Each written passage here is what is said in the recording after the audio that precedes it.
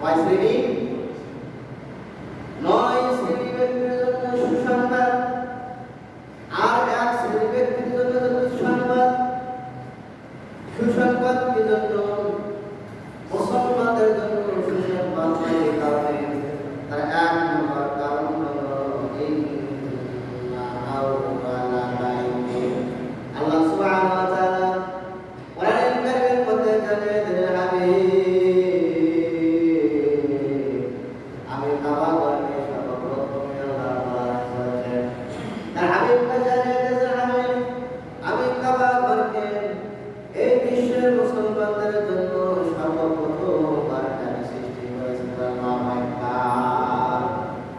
শুধু তাই নয়, আল্লাহ রাব্বুল আলামিন সূরাতুল আলার মধ্যে বললেন, ফাল্লাযীনা আমানু ওয়া আমিলুস সালিহাতি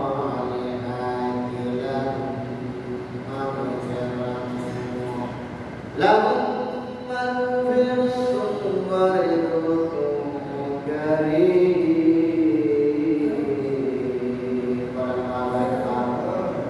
আল্লাহ রাব্বুল আলামিন সারা বিশ্বের মুসলমানদের জন্য একটা গুনাহের জায়গা নির্ধারণ করে দিয়েছেন। সারা বিশ্বের মুসলমানদের জন্য গুনাহের জন্য একটা স্থান নির্ধারণ করেছেন, সেটা হচ্ছে মক্কা মদিনা। কোথায়? মক্কা মদিনা গেলে গুনাহ কি হয়ে যায়? মাফ হয়ে যায়। সেই জন্য আল্লাহ রাব্বুল আলামিন শর্ত দিয়েছেন, মক্কাতে প্রবেশ করতে হলে সর্বপ্রথমে আমার উপরে কি করতে আসবে? আমার বাবার হাবিবের উপরে ঈমান রাখতে হয়। বলেন সুবহানাল্লাহ। যে ব্যক্তি মক্কা শরীফের বাউন্ডারির মধ্যে প্রবেশ করবে, তার জন্য শর্ত দিয়েছে ঈমান আনা। কি আনা?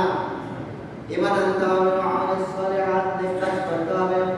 পৃথিবীর কোনো ইহুদি, খ্রিস্টান, বৌদ্ধ, নাসারা, বিধর্মী কিন্তু কাবা ঘরে শরীফের মধ্যে প্রবেশ করতে পারবে না। বলেন সুবহানাল্লাহ। আল্লাহ একটা সুন্দর ব্যবস্থা করে দিয়েছেন।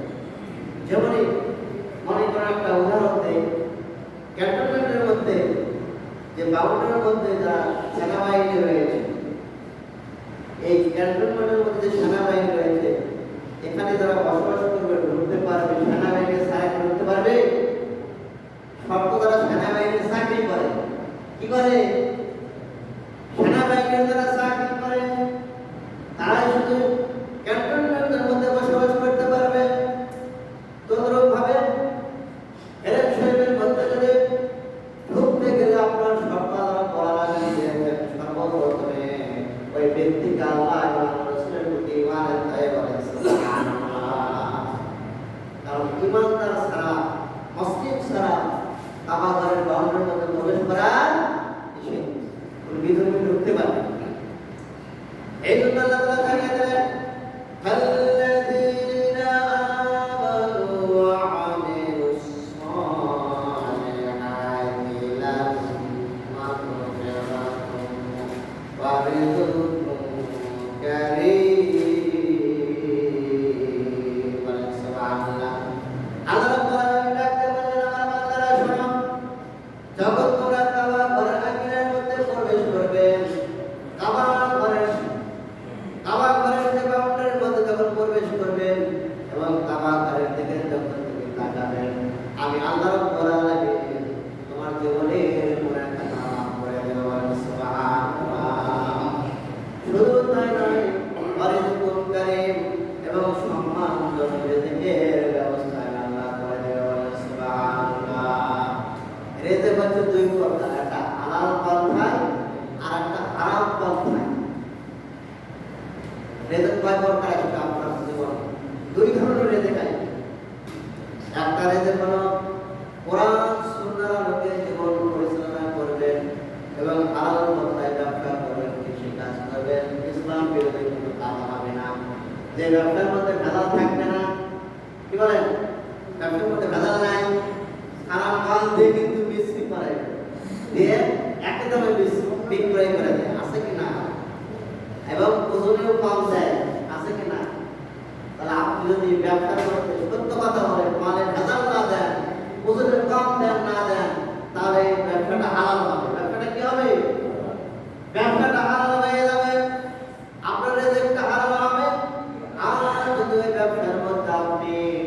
মালের মধ্যে ভেজাল খাবার দিয়ে দিলেন এবং ওজনে কম দিয়ে দিলেন, তাহলে আপনার রেজাল্টটা হয়ে গেল হারাম। রেজাল্টটা কি হয়ে গেল? রেজাল্টটা হারাম হয়ে গেল। এই জন্য আল্লাহ রাব্বুল আলামিন কুরআনুল কারীমের মধ্যে বলেছেন, ওয়ারিজকুল কারীম, আমি বান্দার জন্য হালাল খাবারের ব্যবস্থা করে দিয়েছি। বলেন সুবহানাল্লাহ। এই জন্য সম্মানিত হাজরিন, আমাদের সবার জন্য হালাল খাবারের ব্যবস্থা করতে হবে। কি খাবার? হালাল খাবার। হালাল খাবার খেলে আপনার জীবনের প্রত্যেকটা ইবাদত বন্দে কিছু কবুল হবে। আর হালাল খাবার খেলে ওই দেহ যে গোশতটা হবে কাল কিয়ামতের ময়দানে হালাল হালাল শরীর দ্বারা ওই শরীর জান্নাতে প্রবেশ করবে না। করবে? যে দেহ আপনি মোটা তাজা করেছেন, এই সুন্দর দেহটা যদি হারাম খাবার দ্বারা পোস্ত হয়, রক্ত হয়, সুন্দর শরীর গঠন করলে কিন্তু এই সুন্দর শরীরটা আল্লাহ পাক কাল কিয়ামতের ময়দানে এই সুন্দর শরীর জান্নাতে দিবে। এই জন্য হালাল খাবার খেতে হবে। কি খেতে হবে? হালাল খাবার খেতে হবে। আল্লাহ রাব্বুল আলামিন বললেন, বিশ্বের মুসলমানদের জন্য জানিয়ে দিলেন, আমি তোমাদের জন্য 9টা সুসংবাদ দিয়েছি। এক নম্বর সুসংবাদ হলো, আমি আমার কাবাঘরকে সর্বপ্রথম সৃষ্টি করেছি। বলেন সুবহানাল্লাহ। এই কাবাঘরের আগে যদি কোনো হাজী সাহেব প্রবেশ করার সঙ্গে সঙ্গে মাত্র একটা কদম হারালো, কয়টা কদম? এক পা ফেলার সঙ্গে সঙ্গে আমার আল্লাহ রাব্বুল আলামিন ওই বান্দার জীবনের 500টি গুনাহ মাফ করে দেবেন। বলেন সুবহানাল্লাহ। শুধু তাই নয়, আল্লাহ রাব্বুল আলামিন জানিয়ে দিলেন, ওই বান্দার 500টি গুনাহ খাতা মাফ করে আমি থাকতে পারবো না। ওই বান্দার আমল আমি আল্লাহ রাব্বুল আলামিন একটা কদমের বদলতে আমি আল্লাহ 500টি সওয়াব দিয়ে দেব। বলেন সুবহানাল্লাহ। শুধু তাই নয়, এক কদমের এতগুলো সওয়াব, 500টি গুনাহ মাফ করে দিবেন, 500টি নেকি দিয়ে দিবেন। আল্লাহ রাব্বুল আলামিন জানিয়ে দেন, আমি ওই হাজী সাহেবের জন্য আমি একটা কদমের বদলতে আমি আল্লাহ রাব্বুল আলামিন 500টি কদম মর্যাদা আমি আল্লাহ দিয়ে দেব। বলেন সুবহানাল্লাহ। এত সম্মান কে দিয়েছে? তখন আল্লাহ পাকের মেহমান। আল্লাহ পাকের তারা কি?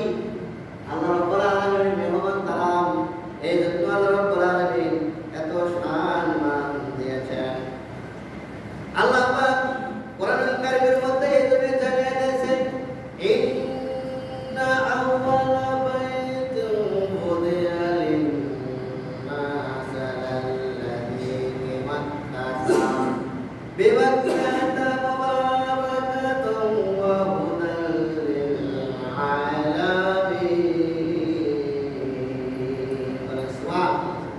আল্লাহ তাআলা বলেছেন, আমি এই কাবাঘরকে সর্বপ্রথম সৃষ্টি করেছি। কে বলেছে? আল্লাহ রাব্বুল আলামিন বলেছেন, ইন্না আওয়ালা বাইতিন, সর্বপ্রথম সৃষ্টি করেছেন আল্লাহ রাব্বুল আলামিন। সর্বপ্রথম কাবাঘরকে সৃষ্টি করেছেন। আমাদের আব্বা জান আদম আলাইহিস সালামকে যখন এই জমিনের মধ্যে পাঠিয়ে দিলেন, আদম আলাইহিস সালাম দেখলেন কাবাঘরের সামনে একবার ভবন সপ্তম আসমানে বাইতুল মামুর রয়েছে। কি রয়েছে? বাইতুল মামুর রয়েছে কাবাঘরের সোনায় সপ্তম আসমানে। সেখানে প্রায় 70,000 ফেরেশতা একবার তাওয়াফ করে। কত হাজার? 70,000 ফেরেশতা একবার তাওয়াফ করলেন। কিয়ামত পর্যন্ত সেই ফেরেশতা তাওয়াফ করার কোনো সুযোগ হয় না। বলেন সুবহানাল্লাহ। আব্বা জান আদম আলাইহিস সালাম আল্লাহর দরবারে প্রার্থনা করলে, বাবা আমি যে জমিনের মধ্যে আসতেছি তোমার কাবাঘরের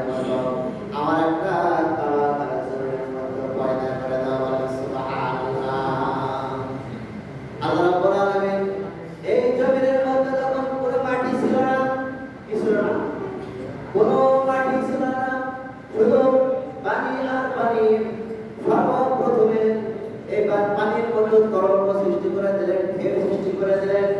ঢেউ সৃষ্টি করতে করতে আল্লাহ রাব্বুল আলামিন এই তরঙ্গমালা থেকে ফেনা সৃষ্টি করে দিলেন। কি সৃষ্টি করলেন? ফেনা সৃষ্টি করলেন।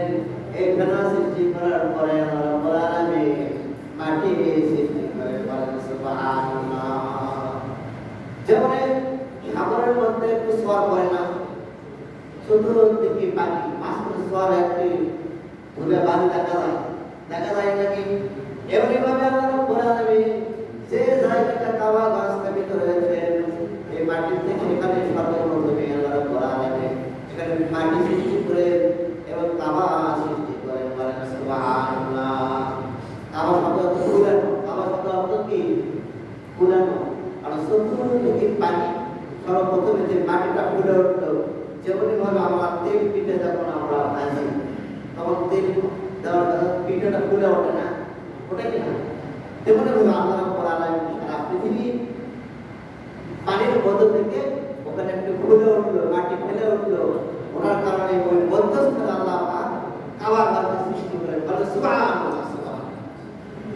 আল্লাহ রাব্বুল আলামিন সাত আসমান সৃষ্টি করেছেন, সাত জমিন সৃষ্টি করেছেন।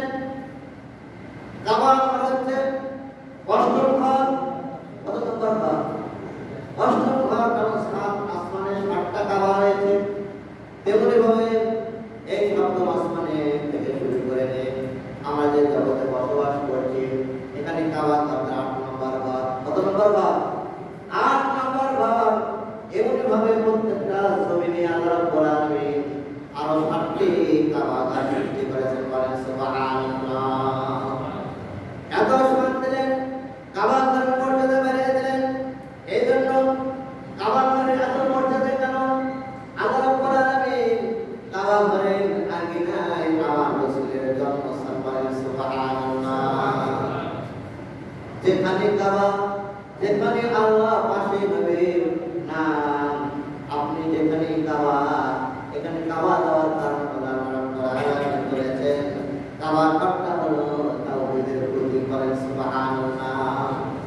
কাবা ঘরের দিকে তাকালে আল্লাহর কথা মনে পড়ে যায়। কার কথা? আল্লাহর কথা মনে পড়ে যায়, রাসূলের কথা মনে পড়ে যায়। কারণ আল্লাহ রাব্বুল আলামিন এত শাইন সাজিয়ে দিলেন মক্কা নগরীতে। কাবা ঘরের অনেকগুলো নাম রয়েছে। আল্লাহ রাব্বুল আলামিন কাবা ঘরের নামগুলো উল্লেখ করে দিয়েছেন। কাবা ঘরের নাম মক্কার নাম দিলেন মক্কা, মক্কার নাম দিলেন মক্কা, মক্কার নাম দিলেন কি? মক্কা। আল্লাহ তাআলা কোরআন কারীমে উল্লেখ করলেন মক্কার নাম হচ্ছে মক্কা, মক্কার নাম হচ্ছে মক্কা, মক্কার নাম হচ্ছে বাইতুল আতিক, বাইতুল আতিক নাম বললেন। এমনি ভাবে মক্কার নাম দিলেন বাইতুর রহমান, বাইতুল হারাম উল্লেখ করলেন। এমনি ভাবে আল্লাহ রাব্বুল আলামিন মক্কার নাম দিলেন বালাদুল আমিন। সূরা বালাদ কিন্তু রয়েছে আসনা।